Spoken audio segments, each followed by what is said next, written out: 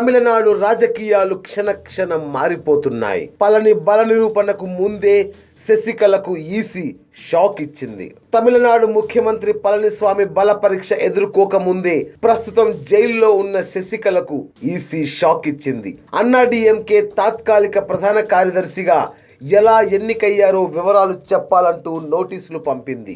ఈ నెల 28లోగా జవాబు ఇవ్వాలని ఆదేశించింది. అన్నాడీఎంకే తాత్కాలిక ప్రధాన కార్యదర్శిగా శశికళ నియామకం అక్రమం అని పార్టీ నేత డాక్టర్ వి మైత్రేయన్ ఫిర్యాదు మేరకు ఎన్నికల సంఘం ఈ నోటీసులు జారీ చేసింది. ఈ షాక్ నుంచి తేరుకోకముందే బల నిరూపణకు ముందే సీఎంపై వేటు పడింది. అదెలా అనుకుంటున్నారా?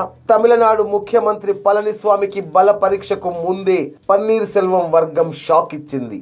పళనిస్వామిని అన్నాడీఎంకే నుంచి తొలగిస్తున్నట్లు ఆ పార్టీ చీలిక వర్గం నేత మధుసూదనన్ ప్రకటించారు. పార్టీకి చెడ్డ పేరు తెస్తున్నారని ఆరోపిస్తూ సీఎం పళనిస్వామితో సహా 12 మందిని కూడా పార్టీ నుంచి బహిష్కరిస్తున్నట్లు ప్రకటించి కలకలం రేపారు. ఇటీవలే శశికళ మధుసూదనన్ను పన్నీర్ సెల్వంను అన్నాడీఎంకే నుంచి తొలగించారు. పన్నీర్ వర్గం శశికళ వర్గంపై, శశికళ వర్గం పన్నీర్ సెల్వం వర్గంపై పరస్పరం బహిష్కరణ వేటేస్తుండడంతో అసలు అన్నాడీఎంకే ఎవరిదనేది పెద్ద ప్రశ్నార్థకంగా మారింది. YoYo News, Chennai.